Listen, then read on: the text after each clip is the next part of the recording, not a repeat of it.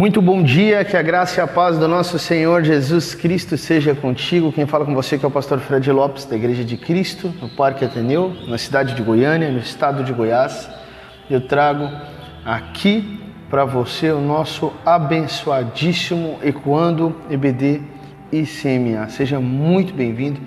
Espero que Deus te abençoe grandemente através de cada estudo, de cada palavra ministrada. Nós estamos dando continuidade aqui nessa semana, meus amados irmãos, à série As Parábolas da Bíblia, com a parábola do semeador, que foi ministrada no nosso último domingo, na nossa escola bíblica dominical, por mim mesmo, pastor Fred Lopes. A referência está lá em Marcos, capítulo 4, dos versos 13 ao 20, primeiramente, e depois seria bom, logicamente, sempre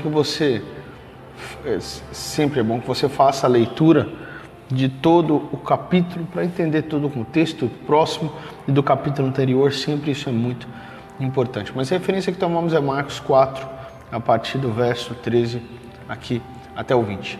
Que Deus te abençoe grandemente, que você possa abrir o seu coração para entender aquilo que está descrito e falado aqui para você na palavra do nosso Deus Todo-Poderoso.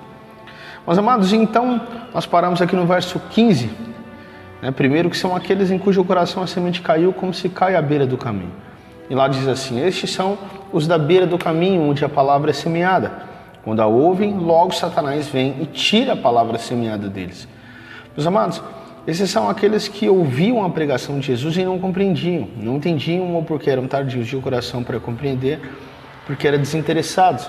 Mas o ponto é que enquanto a semente estava lá no coração, eles estavam ouvindo. A semente estava no coração enquanto eles estavam ali matutando, interessados ou não, mas não compreendendo.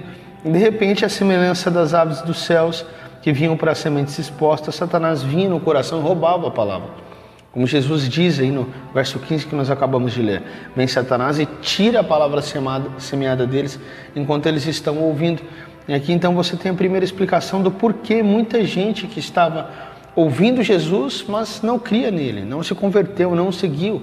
E que enquanto Jesus estava ali semeando a palavra, o diabo estava mandando as aves do céu, por assim dizer, entrando nos corações e na mente, distraindo as pessoas, enganando as pessoas, ocupando as pessoas com uma série de coisas, Inclusive, quando eu ministrei domingo, eu dei um exemplo que eu acho interessante citar aqui.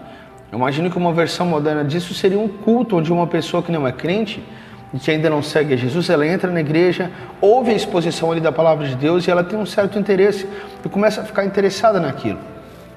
Ela sente um certo impacto daquela palavra, mas aí quando ela vai saindo ali da igreja, ela sai, ela encontra um amigo de bar que está passando ali e fala: ô fulano, você por aqui, quanto tempo eu estava indo ali, tomar uma bola? E ele diz: eu vou, E vai e se esquece de tudo que tinha ouvido. E o diabo foi lá então e tirou, saiu ele do ambiente. E aparece ali uma distração, uma mensagem no WhatsApp, uma olhadinha no Instagram, no Facebook, vou para tal lugar. E de repente, a ave do céu, Satanás vem e tira a palavra que foi plantada no coração, de maneira que a palavra de Deus não faz nenhum efeito naquela pessoa. Depois, se você abrir nos versos 16 e 17, você vê que Jesus se refere posteriormente àqueles que ouviram a pregação e diziam: ele realmente é o Messias, pronto, ele chegou. Que pregação maravilhosa, que milagres, que coisas extraordinárias. E logo com alegria ele diz: eu sou discípulo de Jesus, eu quero ser batizado aqui, eu vou seguir a Jesus, estou impressionado porque ele é extraordinário. Mas Jesus diz que eles creem apenas por um tempo e que eles são de pouca duração. Eles são como aquelas sementes que caem numa terra que é rasa e por baixo dela tem rochas. E à medida que a raiz vai descendo, ela topa na rocha e não consegue descer onde tem água. O sol sai, porque não tem raiz, aquela semente seca.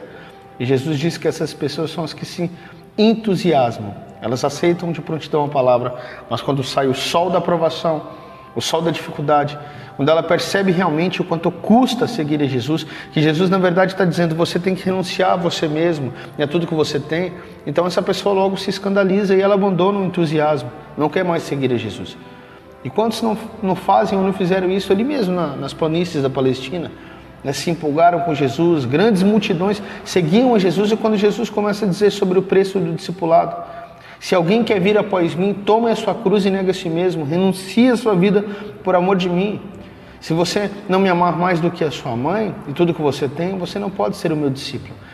Então eles disseram: assim também não dá pra gente. Assim não, Eu quero ser cristão, mas não nesse preço. Se é isso que significa, então, para mim não dá. Porque é radical demais. Mas, amados, e muitos que a princípio tinham crido, eles voltam atrás. Começam a seguir essa pressão da vida cristã, seja na faculdade, na pressão de casa, dos amigos, do próprio trabalho, e logo começa a se esfriar, começa a faltar os cultos, não vem mais na EBD, no culto da quarta, começam a não vir mais na igreja e em certo momento eles desaparecem totalmente.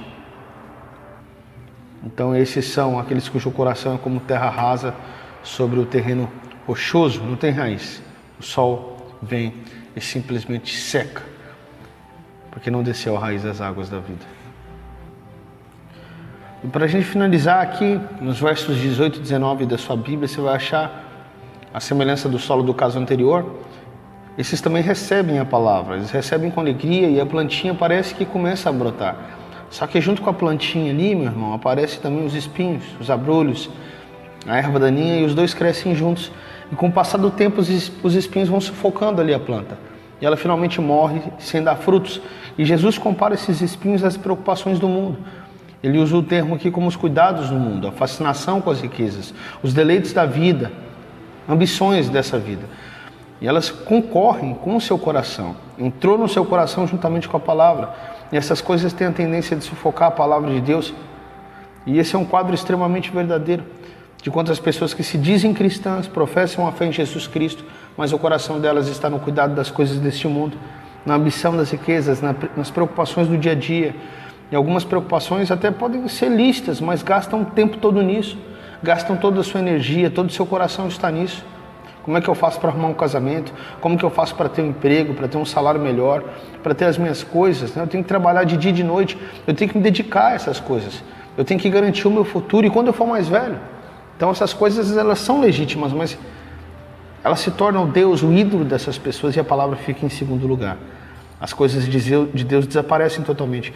E ela não tem mais tempo para ler a Bíblia, não tem tempo para ir à igreja, não tem tempo de escutar as pregações, não tem tempo de participar dos grupos da igreja, não tem tempo para orar, não tem tempo de nada. Os espinhos, eles crescem e sufocam. Aquela pessoa, ela não dá fruto. Ela pode até continuar indo na igreja, mas é uma pessoa sufocada, um crente sufocado. Não tem vida espiritual, não tem fruto. É simplesmente um frequentador de igreja. Isso quando ele não abandona e se torna desigrejado. Então os espinhos, as ambições, as coisas do mundo entraram e sufocaram o seu coração. Sufocaram a palavra de Deus. E aqui Jesus mais uma vez nos explicando por que tanta gente o havia deixado e por que a maioria não acreditou nele. Ele está dando essa explicação para os seus discípulos. Amém? E nós ficamos por aqui nesse dia. Que Deus te abençoe grandemente a sua vida e que você possa folhear a palavra de Deus, que você possa se orientar pela vontade do Senhor, que Deus possa te abençoar porque você tenha mais a vontade de ser, de abrir seu coração para o entendimento. Eu espero que você saia daqui edificado, abençoado, de saber que de todos esses solos, olhar para isso e pensar em qual o representa. Mas o que eu peço é que Deus te abençoe no nome de Jesus através do Espírito Santo de Deus, para que você entenda a palavra.